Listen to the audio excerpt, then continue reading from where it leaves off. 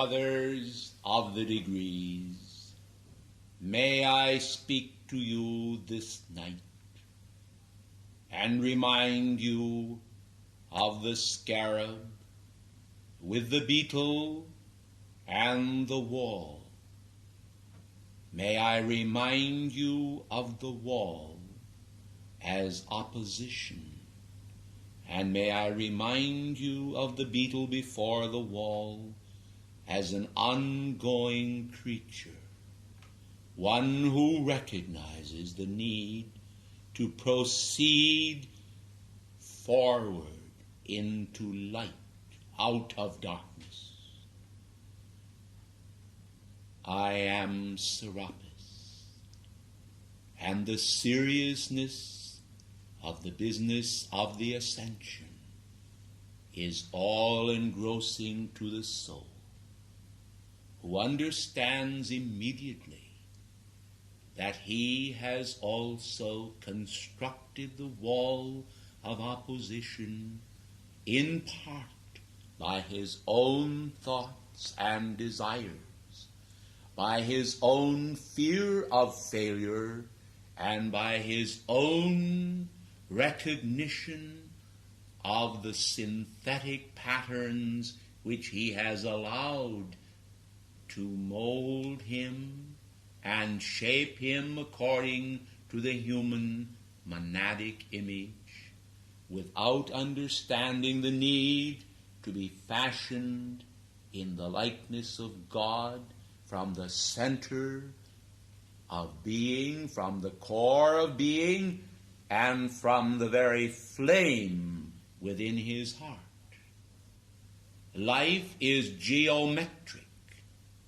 It is an orderly and progressive activity intended in its very ongoingness to convey each person from one point to another, and that always in a forward movement when one gauges the whole pattern of a lifetime. I am deliberately tonight speaking to you in a different manner in order to accommodate myself to the conditions here in Cairo, which you face where you do not have the largeness of a hall independent of prying eyes. Were I to release those torrents of energy in an outward manner, it might attract undue attention to you, which I do not wish to do. Therefore, I will speak to you tonight in a more softly modulated voice, but at inner levels, I will release those energy patterns and powers of light which are calculated to raise your consciousness into an awareness of who and what you really are. The brotherhood of life, the brotherhood of light, and the brotherhood of peace salute you. For in reality, whereas life seems at times to be anything but peace, at the center and depth of man's world, the peace of God abides within the heart of the flame. And this flame, in its brilliancy and its whiteness, releases the purity of the thought of God not only into your own individual heart, but into each individual atom of your physical flesh form, into your brain, into your mind, into your hand, and into every atom of your being. Will you then tonight, as I am speaking to you, recognize this pattern and determine that nothing shall actually prevent the manifestation of the Ascension flame from blazing in all parts of your being? Beloved hearts, when your whole thought is devoted to the Godhead, at a given moment, it will bear fruit, whether or not that fruit is always naturally cognized by man through his own senses, which report to him what is taking place.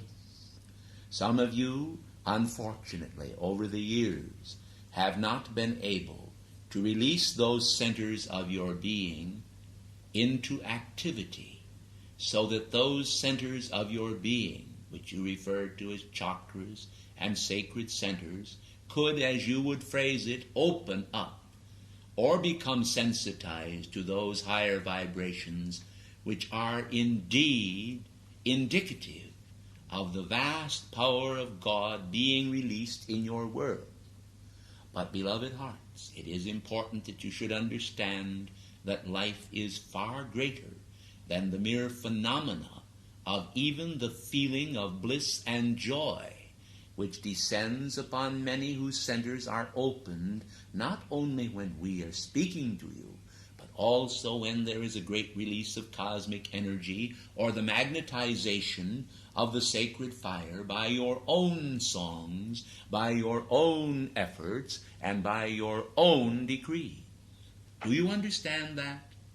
Do you understand that you, as well as we, are able to draw forth and magnetize cosmic energy?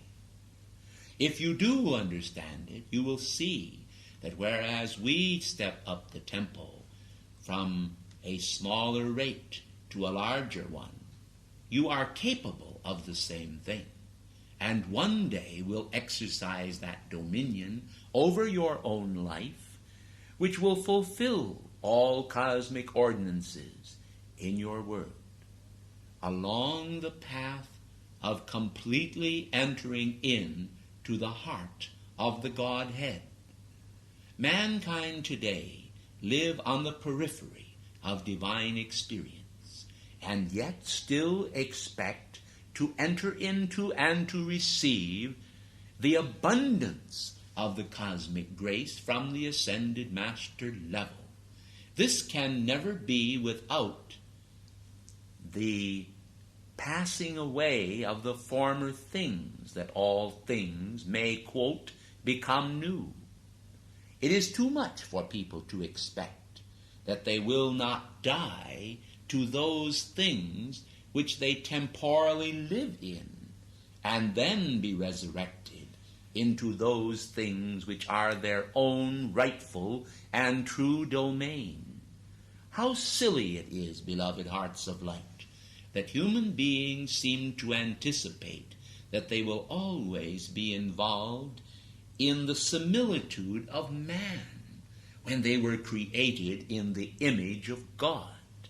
We wish to emphasize then those practical manifestations of life that will bear that cosmic fruit which every individual has a right to expect, the ritual of the Ascension.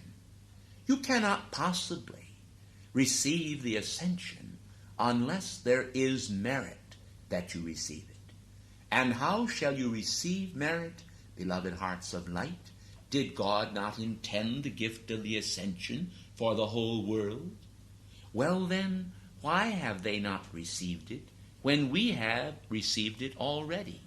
Simply because they have not readied or prepared themselves for the gift and its reception.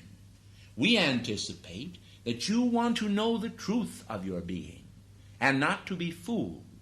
How many people today are fooled by false premises, and then when they stand on what they term the other side of the gate of life, they find themselves rather shocked at their failure to develop in a whole lifetime what actually could have been developed in one day if they had only maintained their sincerity and then understood that it really was not a human effort after all, but a divine one, which ought to occupy the platform of their heart and mind.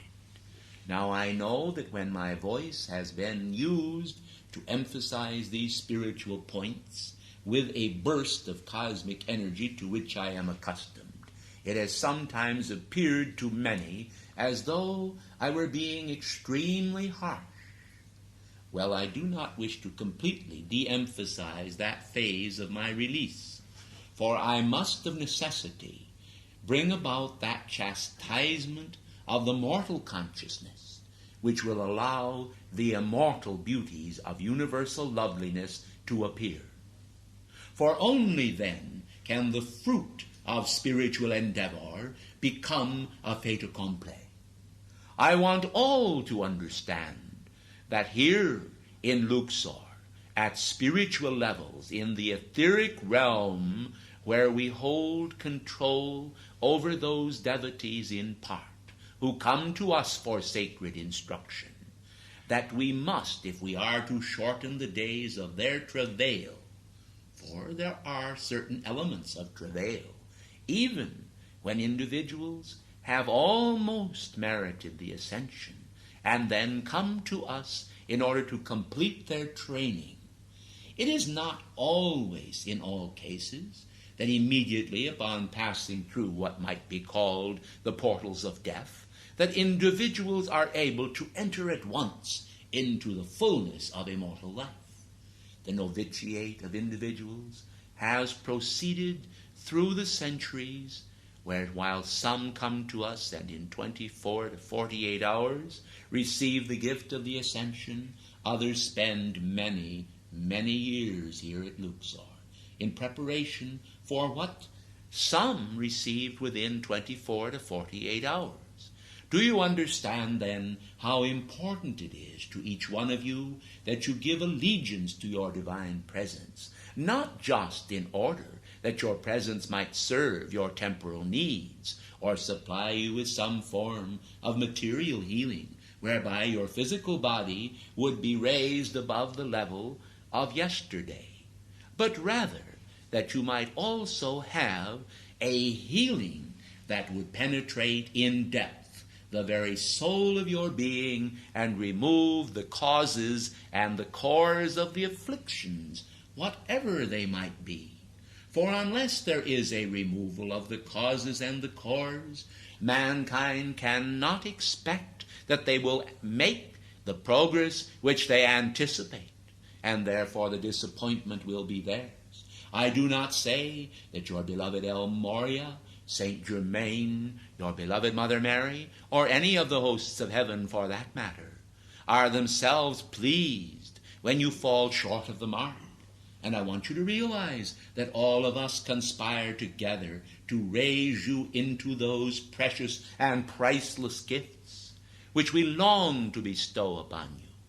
But if you were able to see how many individuals upon this planetary body embark upon the pathway of what has been called black magic, if you were able to see all of the Akashic records of Egypt as well as the rest of the world, you would understand that the root causes of all human bondage are the attempts and the actual manipulation of mankind by mankind. For this indeed creates a karmic record of tremendous depth that cuts very deep and requires a great deal of expiation of that karma. We want you then to understand that to practice as some do what has been called the black arts is truly the creation of elements of death and dying in consciousness, whereas it is the abundant life which we desire all men to espouse, and we desire them also to aspire to it. Will you understand then that your journey here to Egypt in itself could accomplish very little for you except some pleasant and unpleasant memories, unless there were an attendant activity within the mind and heart of your being, which would change so many things for you, not only this night, but for all time to come. How often do individuals, sitting at our feet and in the retreats, emphasize that when they heard us speak, they were imbued with feelings of great power and determination, and their hearts soared. Afterwards, when they were asked what the Master said, They could not remember. And why was this? Why, indeed, but simply because there was not that practical manifestation which we anticipate, and which they ought also to do. Do you see, then, that the changes that we wish to create in you tonight are changes of God control? Control of your consciousness. Now, all of you at times will find that there are things that occur in your karmic patterns that are not to your liking. Well, what is it that I refer to when I say God control? I refer in particular to the fact that individuals in their own consciousness, because they cannot have what they want or their own way, are often prone to release great floods or tides of energy through their feeling world. This sometimes pours forth at others with whom they come in contact as feelings of resentment, of chastisement, and even of viciousness and malice. Well, I want you to understand that each such occasion can so very easily be seized by the dark forces as an opportunity for the dark forces of the whole wide world to pour their putrid energies through the consciousness of the discordant individual, thus creating a far larger karmic pattern than they had ever intended. And what is the strangest thing of all is that with the inflow of human putridness, with the inflow of darkness into that individual's world, simply because they open themselves up to it, there is immediately a terrific feeling that seizes them of resentment far greater than they had ever dreamed was possible. Well, when this happens, they are often quite shocked themselves to find that these things were taking place within the force field of their being. So what I want you to do, not only tonight, but for all time, is to promise your presence, not me tonight, but your God presence, that you will at least make a greater effort to exercise God control over your own feeling world and not respond to every activity that is directed against you by other human beings or by tramp thoughts that flow through your consciousness, which are actually an almost ceaseless stream of human nonsense, some of it not exactly pleasant when it is considered from the standpoint of purity. Do you understand what I am trying to do for you tonight? I am trying to make you aware of the fact that whenever you engage in the reception of tramp thoughts and the amplification thereof, then you see you are entering in to the admission of darkness, admitting it as a reality, when in God there is no darkness, but only light. But the moment that you endow life with the quality of darkness, you create it.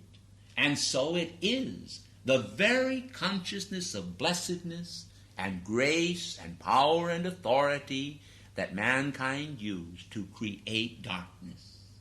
Is this not strange, beloved hearts of light, that individuals in physical form, being given the great opportunity to scale cosmic heights, could allow themselves, with the flick of an eye, to descend into the mud and slime of human consciousness and human viciousness?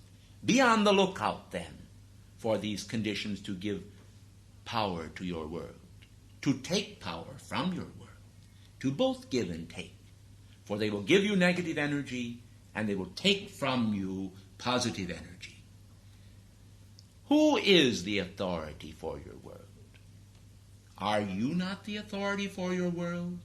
Well then, beloved hearts, don't you think it is about time that you took dominion over that feeling world? For that is where, in most cases, it is all lost. Failures occur, and we do not expect that because failures occur that you shall say, I have failed. Not at all. We want you to understand tonight forever and forever and forever. That failures are only a momentary falling short of a momentary mark. For life in its great transcendence is accessible to all of you. Even the great masters with whom I am associated recognize what has been called the veil of transcendence. The veil of transcendence means that there is always the masterful adventure appearing before all individuals who are less than the fullness of the Godhead, whereas the masters recognize that they are the fullness of the Godhead in the central essence and core of their being. As long as there is any individuality left at all, they cannot fully enter into the Godhead, for they are not yet willing to surrender all that is self to the selfless pattern of the universal. We recall one time when your own beloved Alpha, through the chain of cosmic command, released to us the knowledge that it was in the divine plan that man should hold his consciousness of individuality, providing he understood what was that individuality, a divine activity and not a human one, and that he should hold it until at last he would enter into the fullness of the Godhead by complete surrender of self, by becoming the allness of God. Most individuals upon earth have a subconscious fear that they will lose their identity, and this is why they are unwilling to surrender it. In reality, he who seeks to save his life will lose it, and he who loses it for the sake of heaven will find it again. This is what the Master meant when long ago he said almost those very words, expressly that very thought. Do you then understand how important it is that in your forward march you should govern your feelings? For then you will find that you will have an exercise over the mastery of thought. For when thought does not pull feelings into an elongated pattern where it loses its control, thought can also exercise mastery over feeling. And thought will thereby grow until, like a tall tree, like the cedars of Lebanon, it will point the way toward your own heaven of consciousness. And what is the heaven of consciousness? Oh, beloved hearts, it is the freedom from the fears and the oppressions and the shortcomings and the lack of all humanity. Why, when people come to us who have for years exercised a great prevailing power in prayer, whose lives are quite exemplary, you would be amazed at what happens to those individuals simply because they have failed to forfeit those human thoughts and feelings that sway them so easily. Thus, most magnificent people coming to our retreat are sometimes held in the junior classes and placed almost at the feet of the neophytes in order that they might make progress. I recall on several occasions when those of great prevailing power in prayer, of great spiritual power in prayer, of great devotion, having a magnificent karmic pattern, came to our retreat, quite humbly in fact, but then were a bit shocked when some of our workers took them by the hand and set them down in the first degree classes, even at the feet of the very beginners. For a moment, you might almost say that their countenance dropped, and it was as though they felt that they had lost all.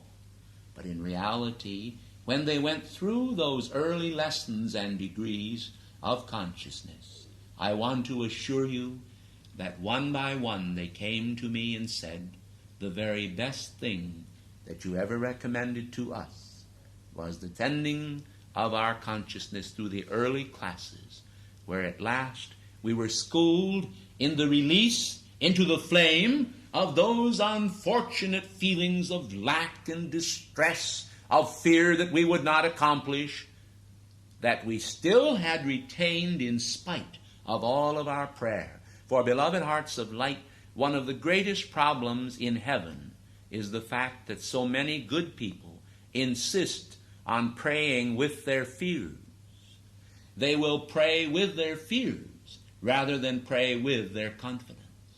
And therefore tonight I wish to imbue you with a more than ordinary amount of faith in the purity of the universal mind. I wish to impress upon you the importance of being kind. I want to raise you in consciousness above the level of the blind. Lo, I say unto you then, heed the words that make the most common sense.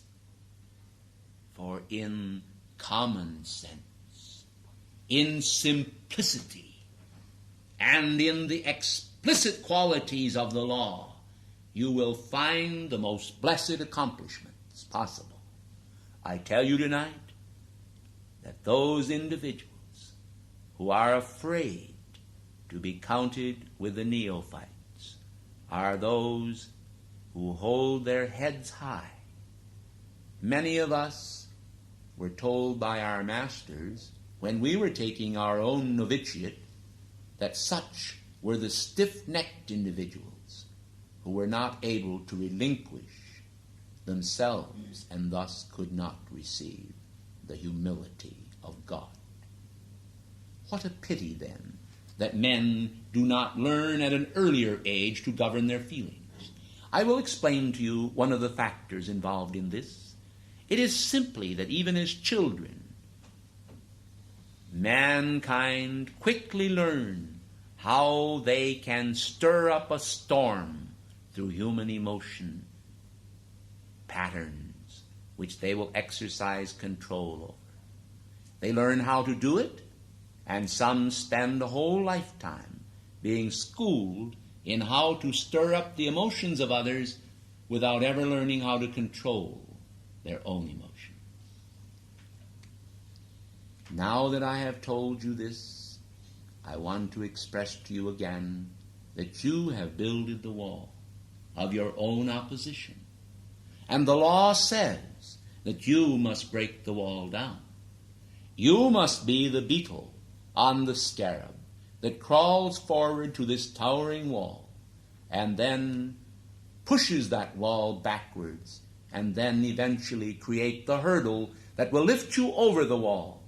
And once it is behind you, I assure you that your progress into the light is your progress into the infinite. It is there already. Time is meaningless. It is like a river. It ever flows. But you will find yourself a part of the whole stream, not just of one position upon that stream.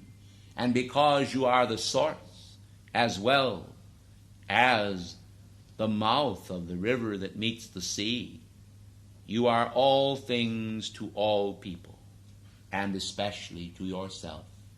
For you will find the stream of selfhood flowing into God. Remember, hearts of light, that whereas simplicity is a key word, that the profundities of God stand behind simplicity. And when man is willing to accept the simple gifts, the great profundities will appear. The master teachers, with their wisdom, will cause the gleams of the sacred fire to indeed imbue each atom of the mind and of the soul with the realities which God has already placed there. If you lack comfort, let this be your comfort. God's hand has already placed the flame within you. It is simply up to you to will its expansion. And as you will its expansion, and you mount up on eagle wings of faith, you will find that expansion occurring. The miracle of the Sphinx riddle will come to your consciousness.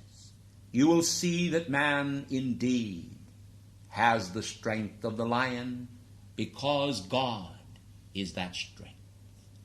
You will see that he can invoke the wings of the lion, because God wants him to fly in consciousness and be raised.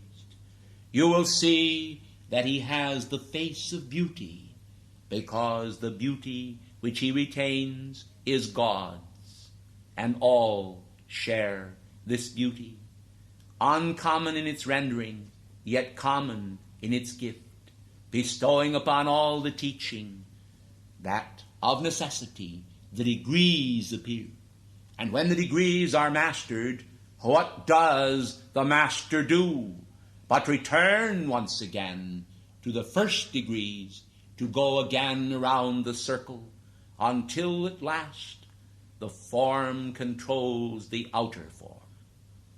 Because the form is the spirit now. Do you see? The spirit controls the outer form, because that outer form has become the rote of spirit. For spirit imbues it with destiny, and destiny is fulfillment. You are here in Luxor, in consciousness. It is not necessary for you at this time to journey physically to Luxor, for I have drawn the flame of Luxor in its great splendid reality into the beauty of the heart of God within myself. And I am sending it as an essence into the flame of your heart. Tonight, while you sleep, you will receive, if you have the faith to receive it, a great portion of that flame. It will be according to your strength and faith, but I can promise you that it will be greater than had you gone to Luxor physically, for you will receive it spiritually.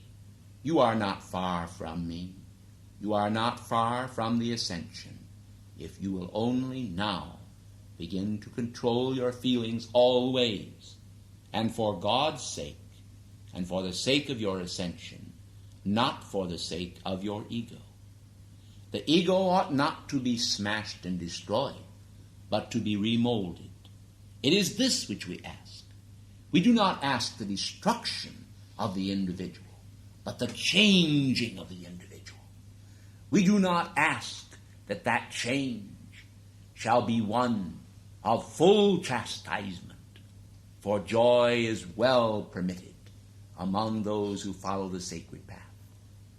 But the joy can be more full in all when they surrender unto God the gift of self which they received from God. For as they surrender, then it becomes their own. It has been said before that only that which man gives away does he retain, and of a truth does this apply to his own life. To whom shall each man surrender? Only unto God. But God is in all, and let none feel that by loving man free they are sinning, for love is universal, and love is always accompanied by judgment, by righteousness, by purity, and by the expansion of the flame.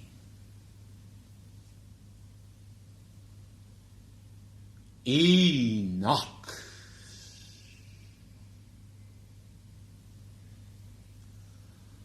Ooh.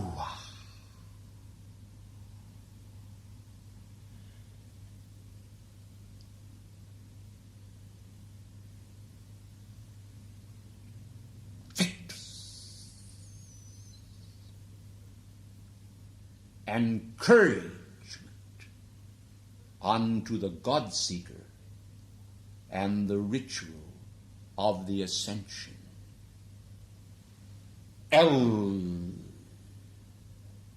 Melchizedek.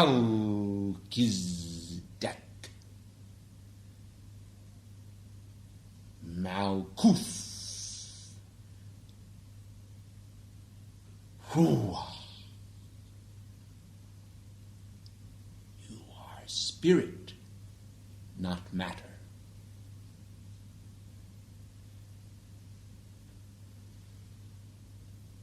Blaze forth.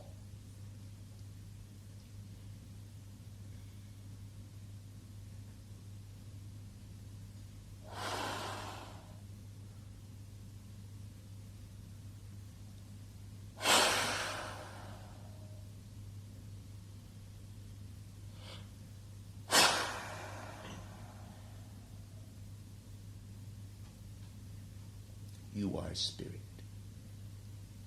Blow with me.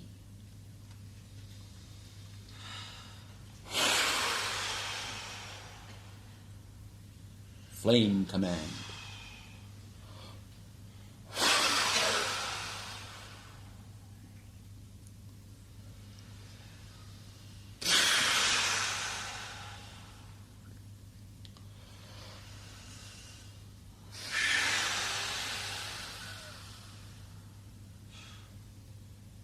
It is finished.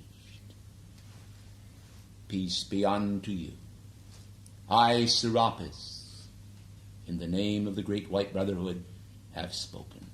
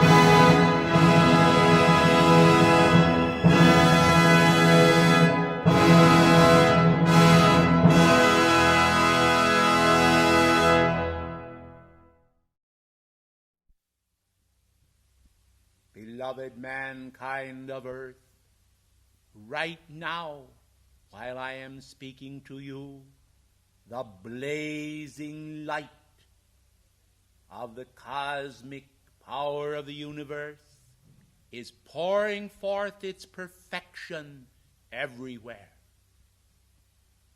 It is penetrating the consciousness of mankind, and whether they are aware of it or not, that perfection is already at work within them to mold and shape them according to the cosmic image of eternal life. As I come to you then this night, it is with this thought in mind, that blazing light that is of God is penetrating the world at the same time that their consciousness is imbued with the densities of human creation. One day, all mankind will joyfully release all of the negatives of their consciousness into the mighty furnace of immortal life. At that day, there will be a balancing action that will occur in the world community, whereby all mankind will joyfully surrender that which is not of God, so that those conditions that have plagued them for far too long will at last yield themselves to perfection's mighty flame and the light of God that never fails. Are you aware of the historical events that have created so much conflict upon this planetary body for so long? Are you aware of your own struggles? Well, beloved ones, it does not help in many cases for mankind to dwell in those negative thoughts, for those negative thoughts are also the records. Have you thought of that? The very records that mankind have created. And like tiny seeds, they germinate and bring about perforce in the world of form the recreation of those very conditions which you have for so long sought to eliminate in your world. If you will understand this, you will see why it is necessary that you do not submit to those abject and fallen thoughts which occupy the minds of so many in the world community. In the name of heaven, the world has far too much of that activity without those individuals to whom is entrusted the great plans of heaven to also submit to negative conditions and manifestations, especially in their thoughts. For right there in your thoughts is where it all starts. Don't you see, beloved ones, that the great truth that God has brought to mankind has produced and wrought such a miracle of manifestation in the world of form, in the rocks, in the trees, in the lightning, in the rain, and in the gentle manifestations of cosmic grace that are outpictured in the beautiful flowers and in those products of nature which bring such delight to the mind, especially that trained observer who is looking for divine qualities. Do you understand, then, that when mankind are expecting darkness, it is quite natural, because their thoughts are tuning in with darkness, that they should manifest those conditions? It is just that simple. And whereas you often are aware of these conditions, how very easily mankind fall into the very slot that leads them to a trembling in their limbs and in their mind, and the very wings which mankind ordinarily, when pursuing spiritual goals, would find raising them up to great heights in the view of God almost, are instead completely dashed to pieces before their gaze, and they wonder just what happened to the peace which they have always sought within their own divine core of manifestation. Well, beloved ones, won't you understand this law now, not only from the standpoint of being aware that the law exists, but also understanding the practicality of that law? For the practicality of that law is the law in use, when mankind are able to summon from on high the necessary energy to repel in some cases and to ignore in others those depredations of the carnal mind which so often inflict mankind and are actually the bane of his existence. Well, I know tonight full well how many of you yearn within the realms of your own heart to find your freedom. Don't you think that there are others too besides yourselves upon the planetary body that are also yearning to find their freedom? It is completely wrong for mankind to always identify with a sense of their own concept of mysticism, for them to consider that their way is the way of the elect. For the way of the elect can only be God's way, if you think about it.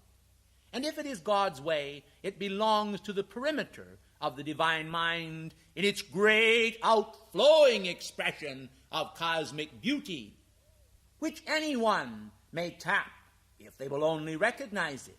And when they plug in to that glorious concept of their freedom in truth, to be able to recognize the threads of truth as they run through the warp and woof of all human experience, and also please include in experience divine experience, then do you see that mankind may understand just a little bit more about freedom. Tonight, when the manifestation of my coming was brought to the mind of many of you, you did not at first understand that I am a real being imbued with power from on high. Merely because I bear the name Pallas Athena does not mean in any way that I of necessity am identifying with any of you, for I am identifying not only with all of you, but with all mankind. For my heritage is one of truth, and the cement of truth will weld together the whole human body into a body of servers that will identify with perfection and perfection's realm, which whereas it ought to be a natural realm of manifestation in the finite world, it often is not. But you can do your part in seeing that it does manifest here.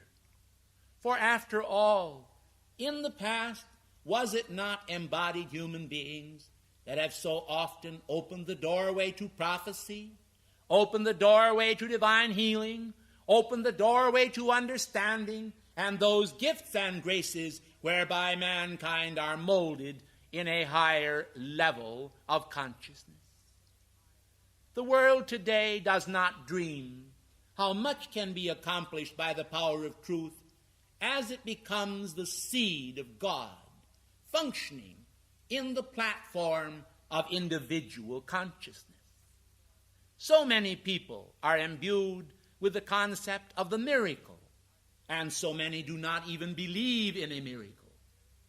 Don't you see, however, that the miracle must occur within your consciousness because not only God wills it so, but because you will it so, and thus the world will be transformed as there becomes a magnificent problem in arithmetic in full accomplishment before the gaze of mankind, the multiplication of the cosmic loaves, the breaking of the cosmic bread, the spreading abroad of strands of light everywhere.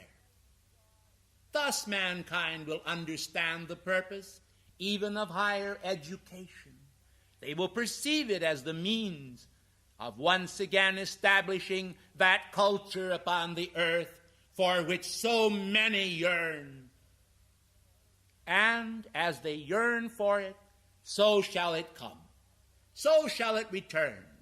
For according to their yearning for truth and culture, it shall be established and re-established everywhere upon the planetary body and in all families of nations, until all men shall know and understand the truth, that crossing the lines of race and creed, the joy of God expands in all nations and molds all peoples and all countries into the conscious awareness of the living Christ, with those vestments that are of the Spirit, with those garments that are spiritual, and with that enfoldment of consciousness which will not submit to the depredations of a world that has rejected God at a time when they need him more than ever before. Why is this so? Because the very multiplication of the populations of the world has produced those conditions in the world which stem from the result of mankind's residual negative magnetism and the multiplication of those who are expanding it rather than expanding the great light of God that never fails. I am a member of the karmic board, and I remind all mankind that as they sow, so shall they reap. Regardless of mankind's understandings and misunderstandings of the power of forgiveness, they do have awareness of travail. But they do not understand, in many cases, the requirements of the law. They do not understand that that which returns to them is that which they have sent out into the world of form. The wise ones have again and again subscribed to the vast cosmic idea cloaked in those simple words of a child, "Do unto others as you would have them do unto you." Simply because human beings have heard this before, simply because their minds are bored with the repetition of platitudes, they often fail to appreciate the great heavenly magnanimity which is clothed within those words, because those words are the fulfillment of the Master's intent that all should bear the stamp of the universal Christ upon the matrices of their own heart, that those matrices may be shaped in his image, that society and the individual may conform to that image, and that the earth be raised in the socket in which it is placed until it too may ascend in consciousness to that level where the gods may once again walk the earth as in ancient times. I will tell you this night that some of you did not fully realize the implications of my manifestation of the rainbow this very afternoon in the Parthenon. You did not understand that the truth of God is not segregated to any specific religion, but is in itself the great power of the universal, which comes out of the universal not as a will-o'-the-wisp, but as the salvation of each individual.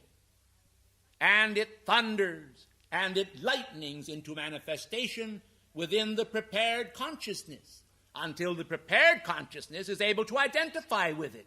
And with that moment of identification, man is changed in a moment, in the twinkling of an eye. And the last trump of cosmic triumph and victory sounds within the domain of his individual force field. For each of you, beloved ones, have a force field. You have created it. God has endowed it. Somehow or other, your awareness of responsibility has often escaped you. You have not recognized the need for man to put on the helmet of salvation. You have not recognized the density of human thought that seeks to mar the virtue of Christ's manifestation in your world as it does in the world of all mankind.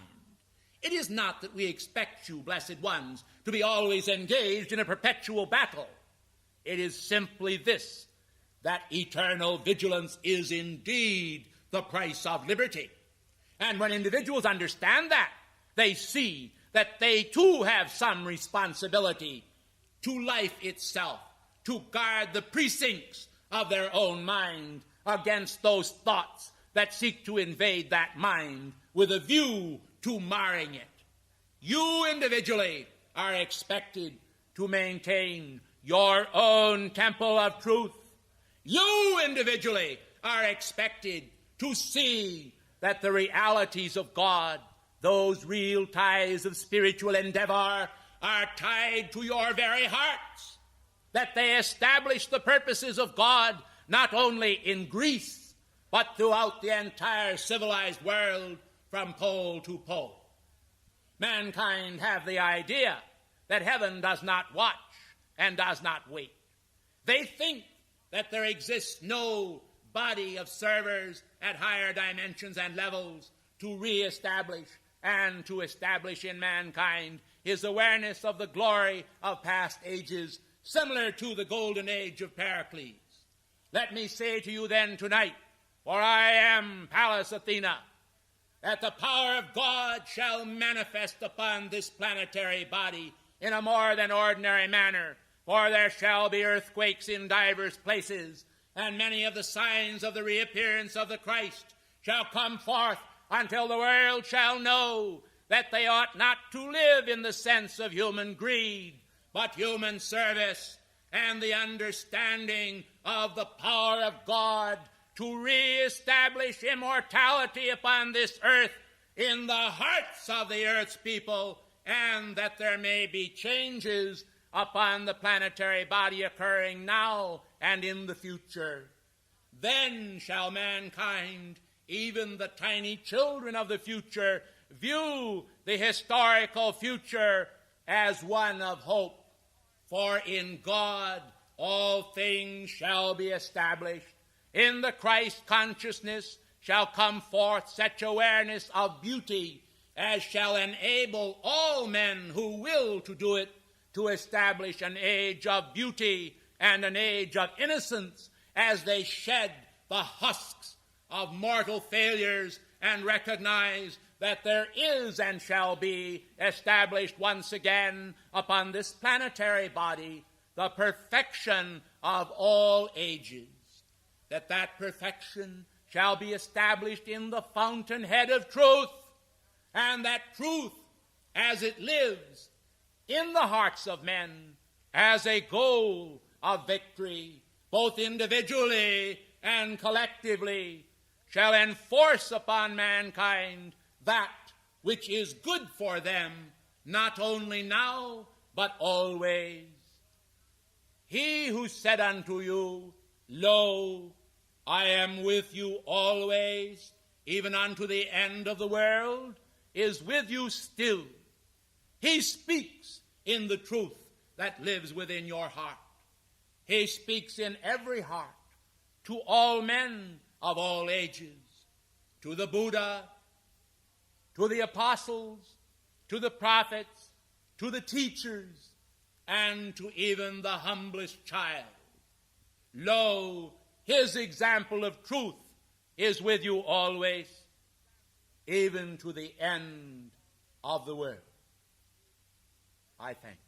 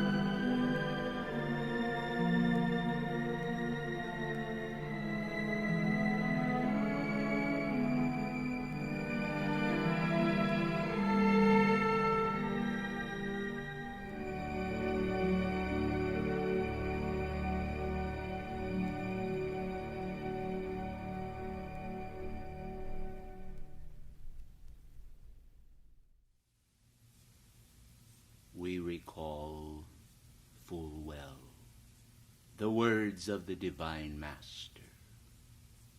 Suffer the little children to come unto me, and forbid them not. How all-enfolding was his love. But in the name of the beauty of understanding, we ask this question of you. When does the child end and the man begin? Therefore the hearts of men of any age often require the nourishment of the sustaining momentum of God showered upon them in mercy's name. How the world needs love. How the world needs love is the emphasis of the soul as a star shines forth its tender reality from far-off worlds. So the light of God seems to some to be a slow evolutionary process. But should it be seeing the simple light of God that kindled into illumination, into a sunburst of reality, the first photon of light energy. From the ungrund into the grund of manifestation. Ought it not to be possible for modern man to receive succor, assistance, and the joy of illumination in this day and age, without making man to feel that he is in the marts of world commerce,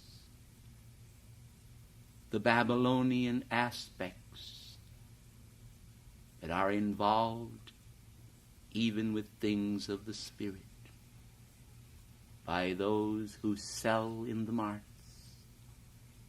the holy words of wisdom, may not always be understood in all of its aspects. And quite frequently, mankind today becomes snared in the traps of the powers of darkness, lending credence to those things they ought not to think on, and bypassing entirely the great cardinal truths of the immortal love of God that draws hearts at any age into the field of all-enfolding love, peace, and mercy.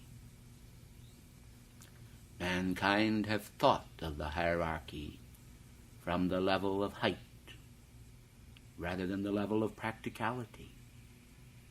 They have failed in many cases to see the great needs of mankind, that they are met, and they have concerned themselves with little things that are not the beauty of the Spirit. The abandonment by mankind of the pursuit or concern of false goals would enable them to focalize their energies in the great cosmic harvest, which the Divine Master told us of, and which was recorded in his writings by those who set down some of the things which he did.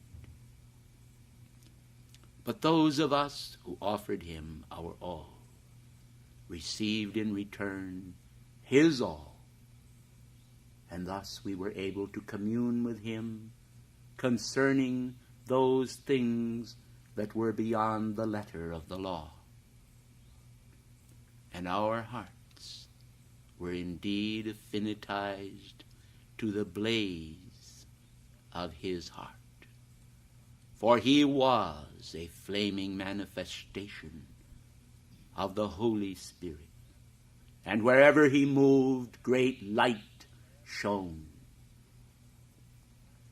And his touch, his glance, or his thought conveyed to man grace, for he possessed it. And to you who live today, think you that in this age, the great treasure house of cosmic knowing has become lessened in its outreach or diminished in its potency? I tell you no. For the grace of God that was sufficient in our time and in his time is ever a manifestation of greater strength as saints graduate from the fields of the world that are whitened unto the harvest and come to the altars of life, bearing the flowering, the maturing of their offering to the Godhead. O mankind, if you will but understand this, you will see that even the tiny flower in the hand of a little child is an accepted offering by the cosmic hosts. So beautiful then is the Spirit of God that he does not need of necessity to always and ever receive only the harvest of the basketful of flowers or the field. He is often satisfied with the one when that one offering is presented as the allness of that man's individual gathering. Oh, quite naturally, there is within the heart of God the great desire to see the harvest of abundance and the overflowing love that conveys that abundance to the Godhead. But when all that an individual can bring forth is one talent, one grace, one momentum of hope, God accepts that. And through the processes of cosmic life, amplifies it as the master brake the bread which the young lad presented in order to feed the 5,000. For the multitudes are the concern of us all, and the purposes of the hierarchy are to gather no consummate gloom, albeit mankind permits it to exist, but only a consummate flame that is a flame of cosmic hope, endowing hearts with the miracle of his intervention and his power of cosmic outreach, which is the fruit of the very soul of God, blooming in the narrow room of self, in order that that individual self may become expanded tenfold, 100-fold, or 1,000-fold, ad infinitum. For step by step, mankind in the body are given the newness of hope as hierarchy extends its hand as the hand of God, representing the great spiritual allness of a universe that is responsive to the love of God. It affords all the opportunity to see progress and advancement in Christ's name. And oh, how humanity struggle with senseless objects that seem to be attracted to their path because they do not understand the measure of goal-fittedness, the measure of cosmic strengths and joy. They externalize chaff when the whole grain is needed They emphasize darkness when only light can grant them illumination. They speak of love as a prattling child, not understanding whereof they speak, nor understanding that the dimensions of love are a cosmic outreach that moves outward into the wind of the Holy Spirit as an overflowing robe in which there is room to cover the nakedness of man.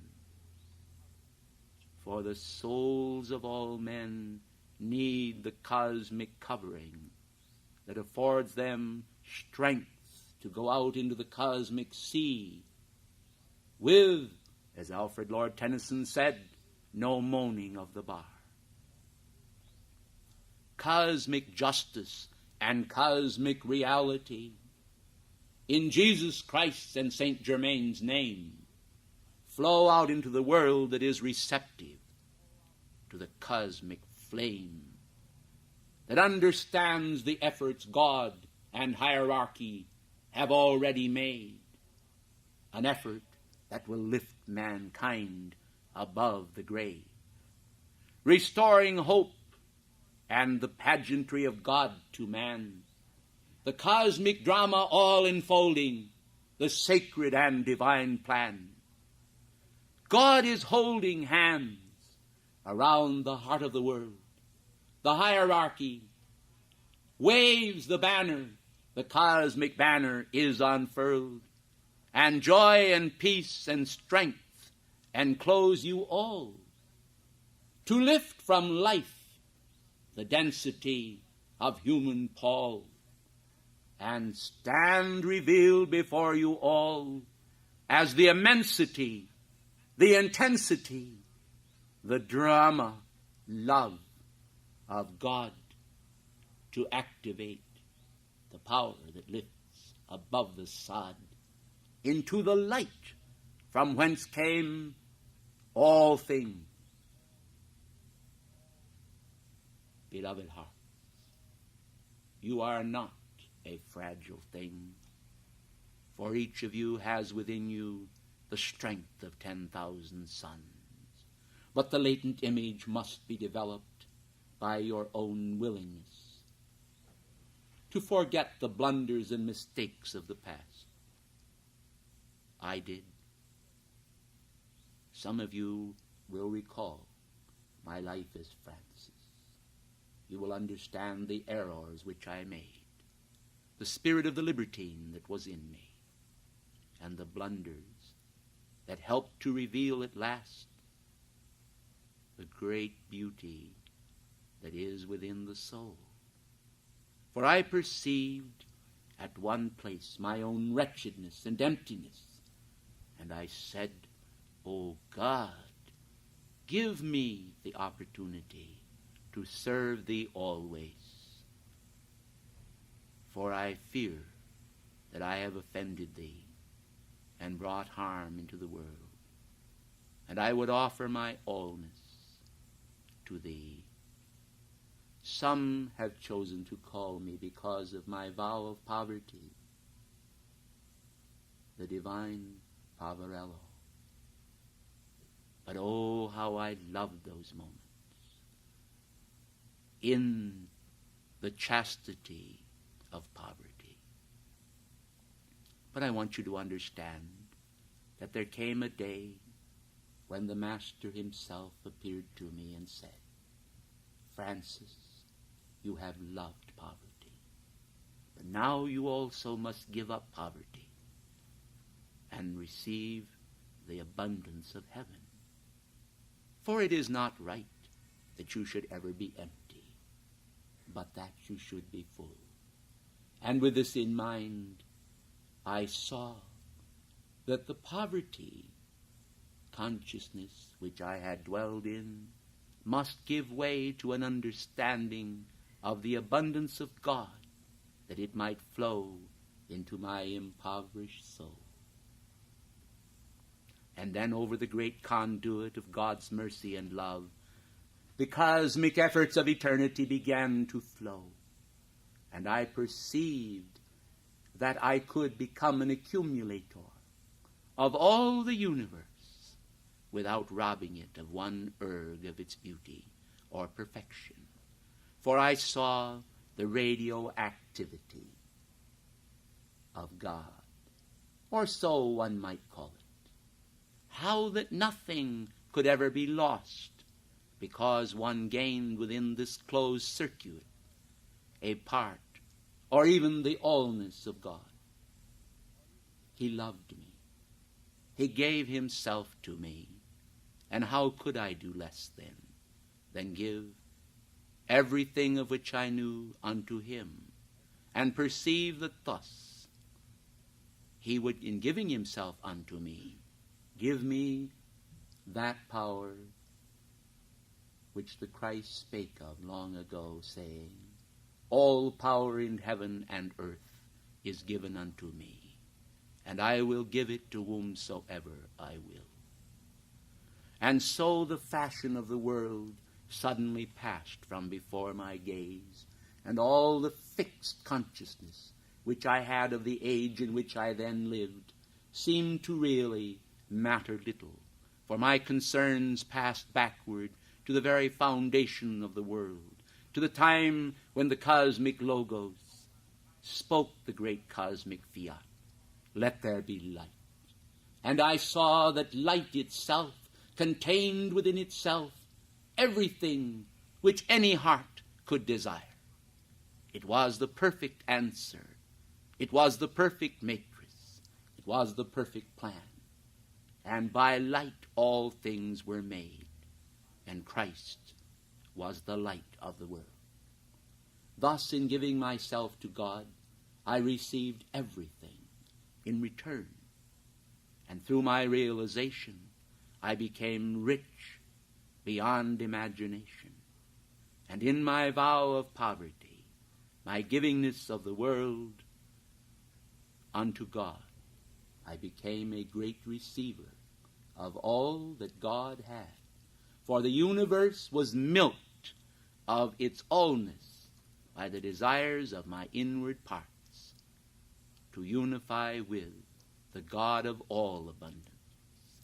And thus the world became enriched, for in giving myself to God, each sacrifice which I had made, each form of penance or divine intent which I had offered so diligently upon the altar of my being, as almost what might be called the consciousness of a hair shirt, was suddenly a manifestation of fruition, and I understood that the chastening of God was in reality a pruning to bring forth greater strength within me.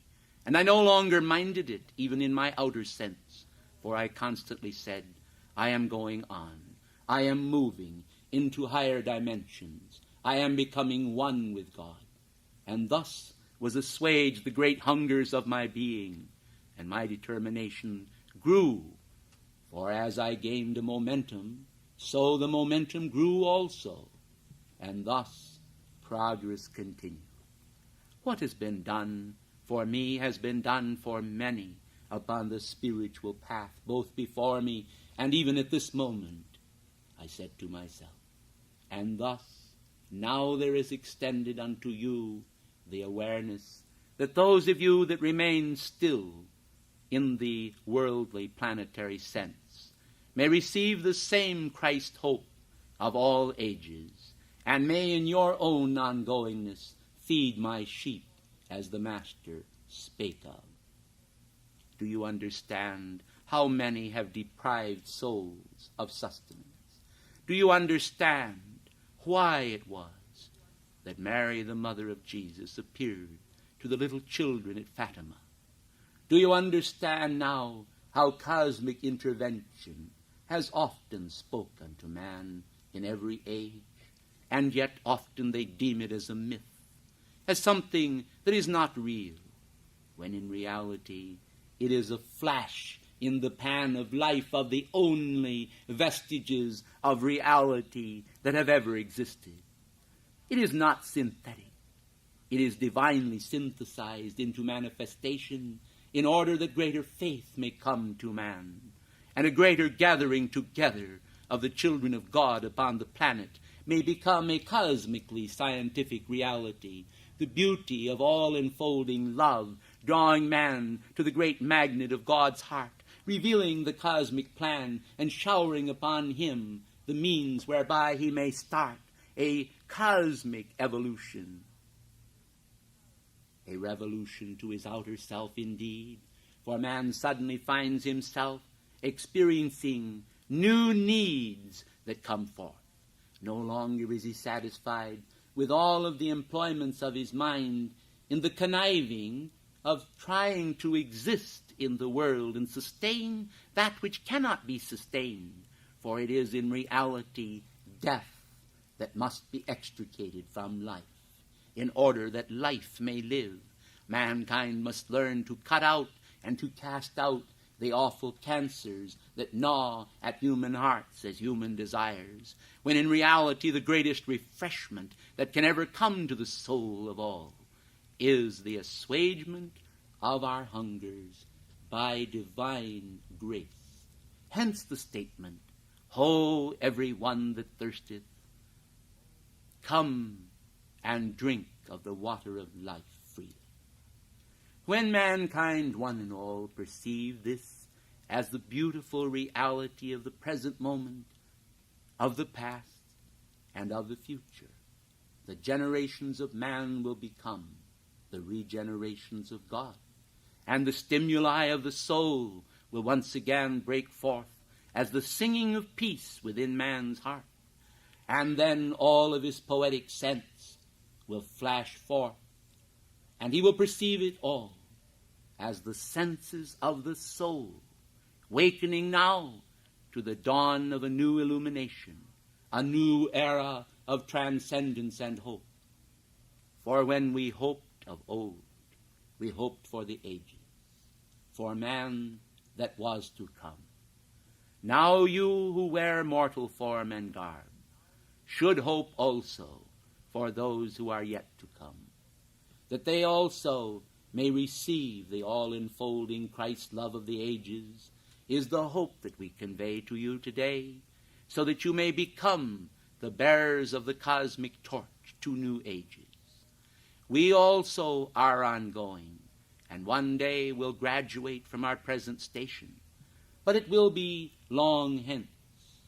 Yet it must come about, for there is a moving power through the universe that calls all home to greater achievement. And when they have reached that standard of achievement, lo, there is an opening in the curtain of life, and new adventures begin for them. For before all the transcendence of God appears, yet all do not perceive it in its manifold dimensions. Will you then, today, still the disquieting aspects of life within you whenever you can, and amplify instead the elements of Christ's peace for all, that you may not just stand in a sense of hollow peace, but in a vibrant, lifeful peace, one that is full of joy and transcendent hope for you and all mankind. Regard not only the self as the vehicle of divine expression, but understand also that there is joy in heaven, because so many have yet to experience the ever-new bliss and joy of God, as they, before the living Lord of the heavens and the earth, reach out to be touched by the divine hand. And as the potter tenderly molds the clay, so the beauty of life will steal away the ancient desires that man has for so long allowed to usurp his heavenly throne. And beauty will be reborn within the mind, within the stillness of the mind. The eyes of mankind, no longer blind, will ope to behold within the mirror of the mind the grace of God that is ever kind and filled with blessedness, a cup for the world to partake of, that you may enjoy bear to them, because you have prepared now. Preparation is necessary for each successful experiment, whether of human or divine dimensions. And how wise is the man that solemnly, wisely, by grace, begins to embark upon the sea of life with chart and compass ever at hand, the face of God, his to command, to produce the miracle of victory within the crucible of life, hope, and new dimension. I thank you.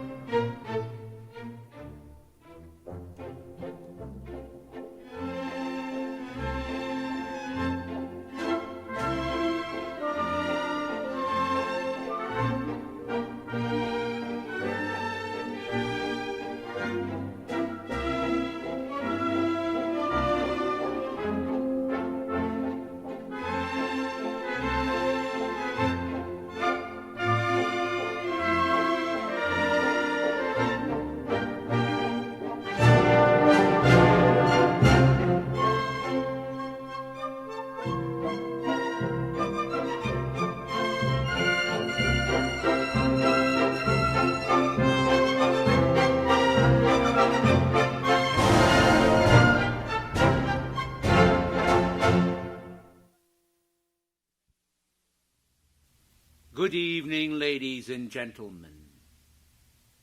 Of all the gifts that heaven has given unto you, the most glorious of all is the gift of freedom, which you can, if you will, this night, wear with the courtliness of a king of cosmos.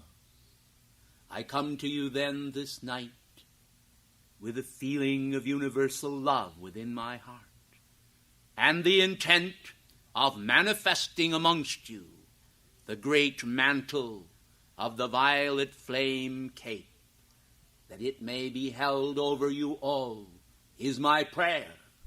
And may the power of the magnification of the courtesy and grace of heaven manifest within your hearts and feeling worlds. Let all discord then be stilled in that perfect feeling of God harmony, and the universal be adored as it has never been before in the temple of your being. For behold, the fullness of the cup of cosmic grace dwells within the Holy Spirit and the Christ consciousness that comes to you to quicken in the domain of your mind and spirit all vibrancy of joy and all peace and delight, that the culture of the new age may take shape within the giant force field of your mind and stimulate within you those perceptions and perfections that are the result of the indwelling presence of immortal grace. You call me Sanctus Germanus, and so I am. But do you know the meaning of the word?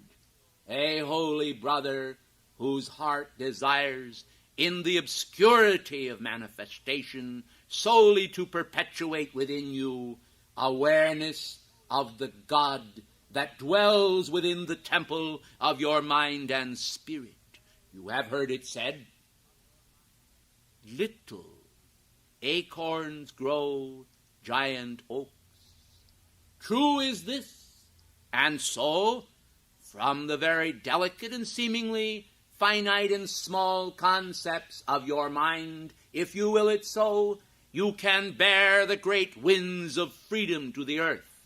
and began that process of purging whereby the earth may become a purified and fit habitation for the Spirit that indeed created it. And what is the earth but one of the four mighty elements? The earth is the Lord's and the fullness thereof. And what of the water and the abundance of water that covers the earth? Would it not be well that men learn how also to control their emotional bodies, that great calmness of spirituality may descend into the midst of you all and throughout the entire planetary body, that the indwelling presence of the Holy Spirit may magnify the glory of God on the very face of life. I am aware that some of you have said, why does it take so long for me to make that spiritual progress which I so desire and have desired for many, many years? Well, beloved hearts, don't you know that one day with God is as 1,000, and 1,000 years as one day? Do you understand, then, that in your patience you must possess your souls? And this is not a platitude, but timeless advice for all ages, that men may learn how to wear the mantle of a bold humility is also my prayer. A humility that is able to see how individuality may place itself at the disposal of deity, but at the self-same time may reckon with the all-power of that deity to raise him up. It is indeed as though one were bidden to a feast, and then sat at the foot of the table, waiting the command of God to come hither and be honored. Yet your own divinity, your own God-presence, has already honored you far above the power of any man to detract from the great grace that heaven envisioned for every man and for every woman, and desires to expand throughout the borders of all lands, that all lands and all people may understand the love of God and that innate devotion that is within the force field of the heart, that will summon those consummate fires when the individual commands it and wills it so. It will produce those transformations in consciousness whereby individuals will scarcely know themselves from one day to another, so greatly will the power of God wrought in man, the process of change upon the altar of the being of man. And this is the twinkling of an eye, spoken of long ago by the apostles. The twinkling of an eye whereby all are changed. For whereas some may say, how long, O Lord? Others are able to say, how quickly, O God, thou hast transformed me. And so the potential transformation of life, the great power of outgoing freedom, and those waves of divine joy that reclaim in consciousness the individuality of man and draw him back to the heart of the great magnet manifest ever in the world of form as spirit descends into matter and infuses it with the power of the great potter's wheel and the means of transformation and the means of creation of new joy. I come to you this night, then, to make a most unusual request. I desire tonight you to think about it for a moment before I actually ask you to decide. I am going to ask you to try an experiment with me for the great regeneration of your souls. Many of you have been burdened through the years with various worries and doubts. You have been burdened through the years with the face of the world's pains and darkness. And somehow or other it seems so incompatible to you with the great divine power of freedom that you could scarcely comprehend it, and yet you have come to accept it, which is really a most ridiculous manifestation. Don't you think so? For after all, beloved hearts of light, for this is what you are. If God has willed it so, and God is indeed God, how is it that if man is truly free, he can fail to manifest that which God has already purposed within the very channels of the mind and being of each one. If the mercy, the perfection, the love, and the intensification of heaven is already within you, does it not then follow, as the day, the night, that ultimately there must break forth a song within the soul of man that is already there? Doesn't it seem to you that the singing of that song of freedom, of the passions and feelings of the soul that at last is able to be reclaimed, ought to be a song of great joy? Well, I think so, and because all in heaven also think so, I ask you to join me and us in thinking so.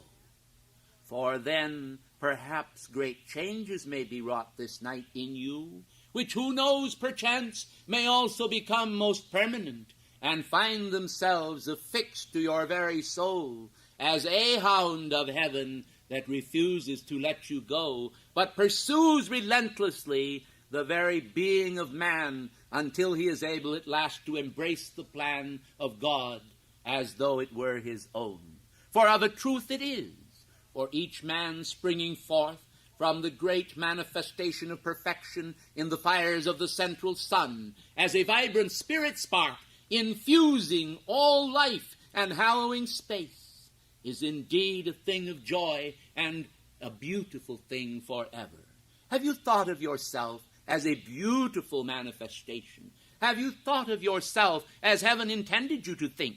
Do you realize then that if you have not done so, it is because you have accepted the pressures of the mass consciousness and have allowed yourself to become infused with those thoughts which in themselves are self-limiting and destructive in some cases, in many cases, and keep you from the very joys which your hearts and minds thirst after. I come then to you tonight to invite you to participate in a little ritual with me, seeing that through the centuries and the manifestations of God's joy in my own being, I have developed somewhat of a momentum through the years. I have decided tonight to share it with you momentarily as an experiment. You will admit, I am sure, if you truly understand who I am, that I have placed myself wholly in the hands of God. There is no desire within my being save to satisfy the beautiful spirit of the living God in manifestation, to create those cosmic actions in the world of form and in the universe throughout that will glorify God and produce the majesty of his consciousness in all who hear our words and perceive the vibratory action of our manifestation. Bearing this in mind then, and seeing that all that I would do for you is also an act of divine grace, which in effect heaven itself is ratifying already, and producing as a miracle of possibility and illumination within you, then don't you think it possible that you also could enter into a matter of human consent? Bearing in mind that the divinity within you has already consented to perfection, surely you ought to realize and understand that if the divinity within you has already consented to your perfection, it is simply a matter of bringing the outer mind of self into awareness and consent as well. So what I ask of you tonight is to exchange with me. Oh, you say, only for a moment? Oh, yes, for only a moment. In this fond hope that I buoy up now within my heart, as though it were within your heart, a desire to sustain a momentum within you of my God feeling of hope, my God feeling of the flame of freedom, my God feeling of the flame of intensification, and my God feeling for all mankind. Will you accept then, in the name of heaven, for all mankind, the authority of your divine presence? And will you let that authority take command within your world of that outer world with its thoughts, its precepts, its errors, its darkness, and its light, and turn all into the joy of the light of God that never fails.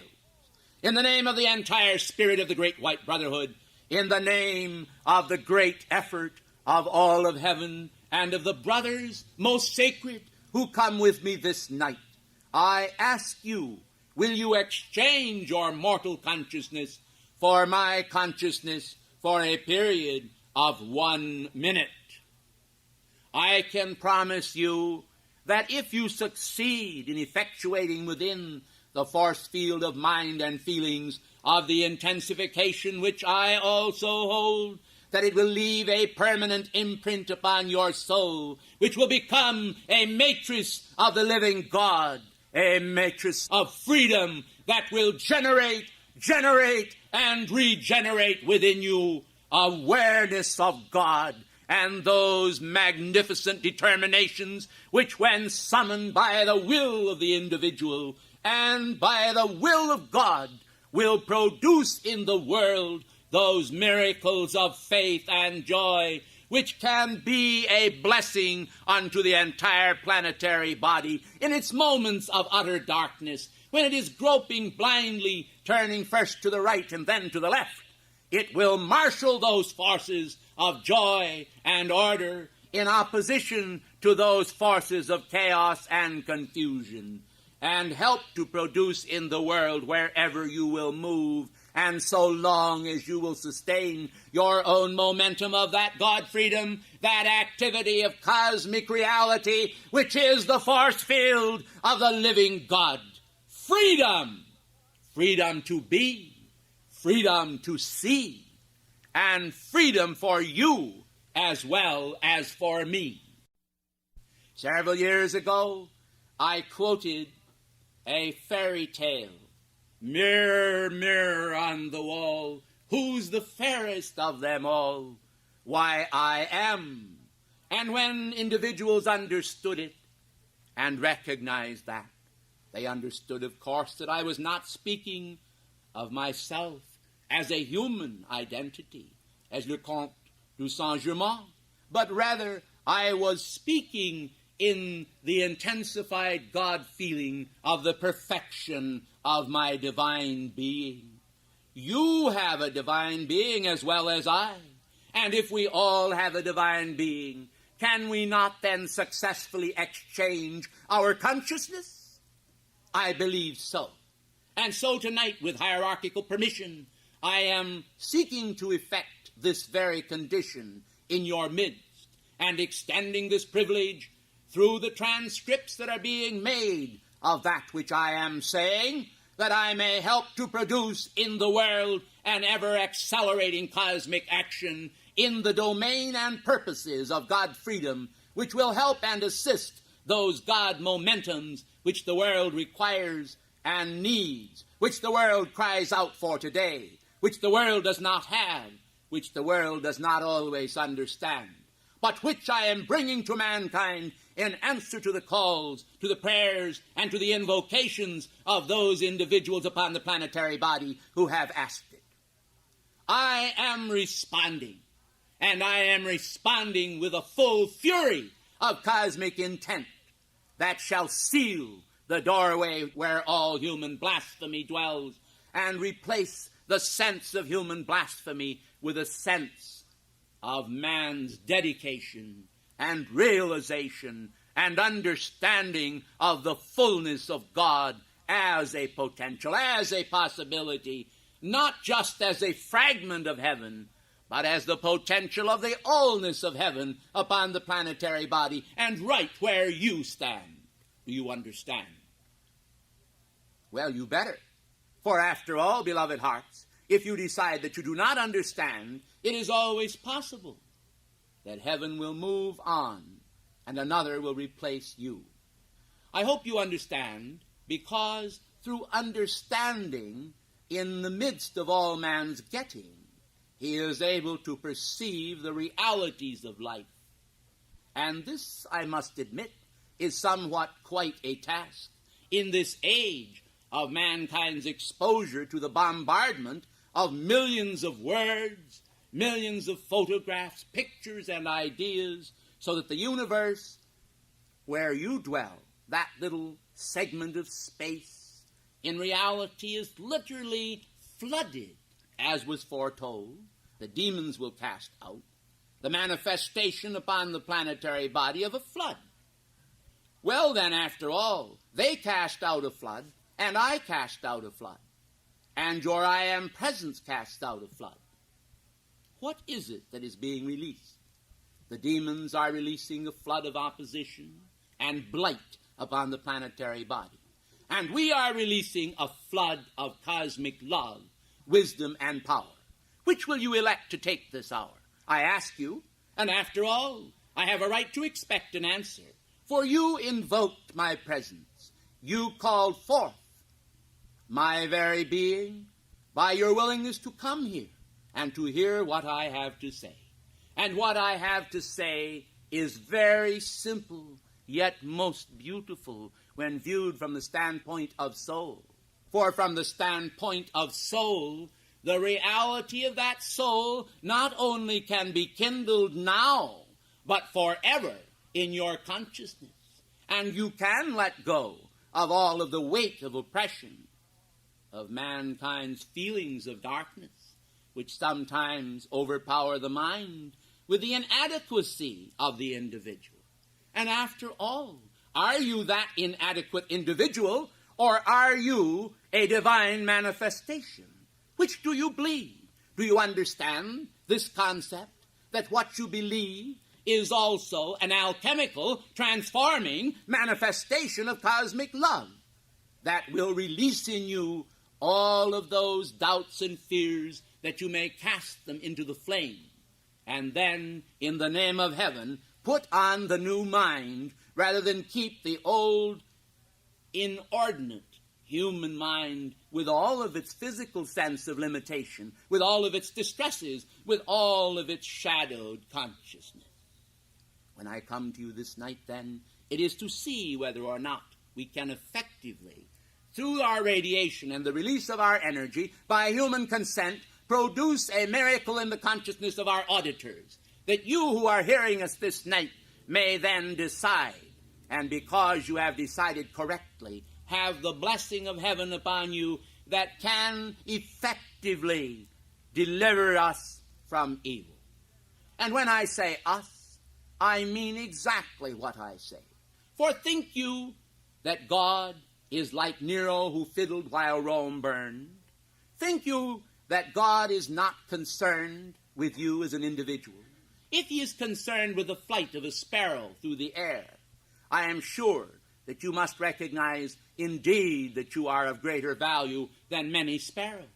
And you must certainly understand that the ongoingness of God, the ongoingness of hierarchy, the perfection of universal love is concerned with the immortal deliverance of every man, woman, and child upon this planetary body. The question that always appears before us is, yes, we are concerned, but are they? And will they become concerned enough to utilize the great God power which is inherent within them just as much as it is inherent within us? For think you that the role of an ascended being is one of superior intelligence and dominance that is impossible to you? I tell you that nothing needs to be impossible to you, for only joy and abundance emanating in waves of immortal freedom can pour out from that magnificent colonnade of the central sun, where the violet flame energy, together with the white firelight of God, pours out the illuminating power of Sirius in the heart of the central sun. Your Alpha and Omega, your Helios and Vesta, your own blessed God presence, beloved individual mankind, is indeed anchored within you all, even as it is also within the universe.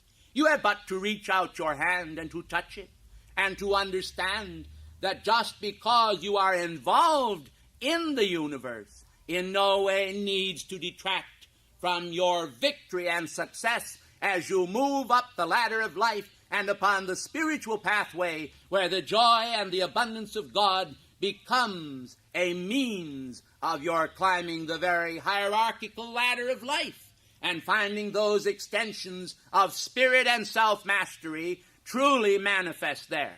Well now, beloved hearts of light, won't you close your eyes for a moment and envision yourselves not as an individual separated from God, but as one who is indeed a part of God. And how strange it is, and I must rebuke it, that some of you actually have your eyes open when I have asked you to close your eyes. Do you understand that I do not speak but to illumine you? And it is sometimes a matter of human stubbornness whereby individuals actually do not understand that by a refusal to act in my name, they are literally refusing to act in God's name. For we are all one, and I am speaking to you in order to effect this transformation. Therefore, as you come now into a spirit of stillness, where the universe itself seems as a giant top and is just about to run down, do you know what is taking place? It is a slowing down for a moment of your perceptions and your sense of perception so that we may increase the tempo and prepare you to be engaged in the very teeth of our cosmic attention. Listen then to what we are saying, for we are nearing now the point in our illumination whereby the great joy of God from our heart will be momentarily transferred to your heart.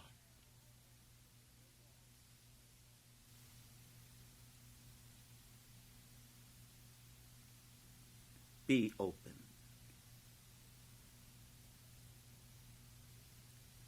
Let the clouds of witness, the Urim and the Thummim of cosmic grace,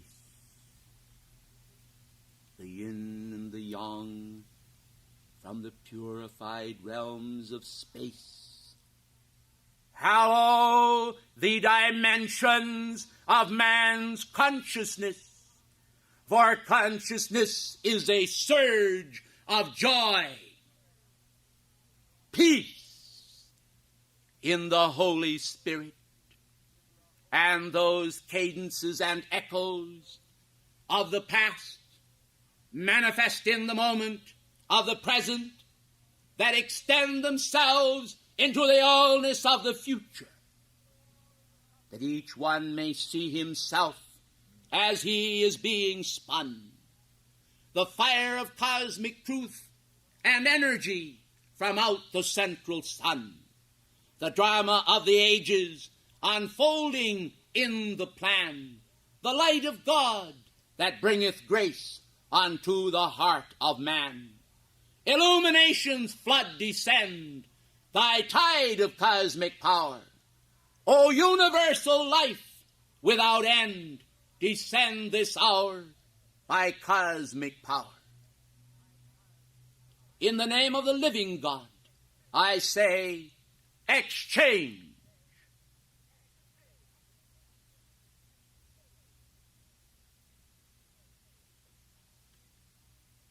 O cup of grace, thou holy grail, within the form descend. Let light and majesty and power in each man then defend his pathway through the cosmic realms, his walk upon the earth, until by grace and mighty joy he sees each moment's worth. For man is God, and God is man. Exchange, O mighty power, the wisdom flood of cosmic light into the earth this hour. A sword thrust forth from God's own hand, a multitude of joy. A joyous realm descends on man. He knows this very hour, that he is one with God above. All joy descends below, for heaven exchanges light with man. Oh, see the power flow. Ladies and gentlemen,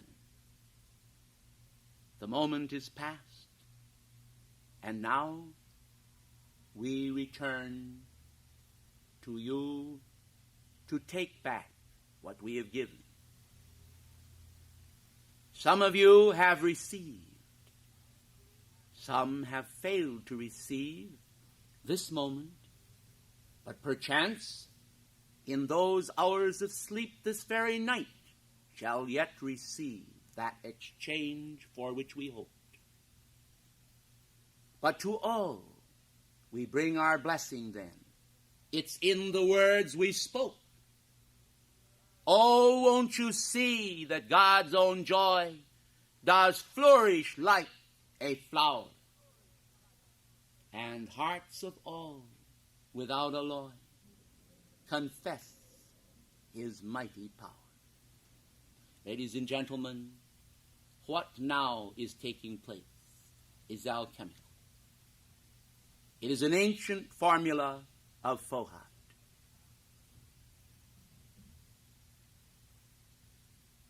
And so as I prepare to take my leave of you this night, it is in this fond memory that I know you better. For when you exchanged yourself with me, I saw into your inward parts the reasons, the motives, the fears, the doubts, the struggles. And I have asked God to help each one of you who are sincere devotees of infinity and immortality. In God's name, I leave you all within the center of my love, my devotion, and God's divine courtliness, which is truly alive in you forevermore. I thank you.